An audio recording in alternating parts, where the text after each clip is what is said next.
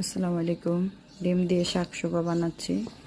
ভালোভাবে তেল দিয়ে ভেজে নেব পেঁয়াজটা, তারপরে টমেটো কুচিটা দিয়ে দেব। এখন ডিমগুলো দিয়ে ভালোভাবে আগলে আগলে সুন্দরভাবে ভেঙে নেব। সুন্দরভাবে ভাজা ভাজা হলে লবণ দিয়ে দেব স্বাদ মতো।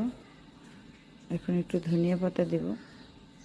ভালোভাবে ভাজা হয়ে গেলে নামিয়ে ফেলবো। আসসালামু আলাইকুম। ডিম দিয়ে শাকসোবা বানাচ্ছি। ভালোভাবে তেল দিয়ে ভেজে নেব পেঁয়াজটা, তারপরে টমেটো কুচিটা দিয়ে দেব। এখন ডিমগুলো দিয়ে ভালোভাবে আগলে আগলে সুন্দরভাবে ভেঙে নেব।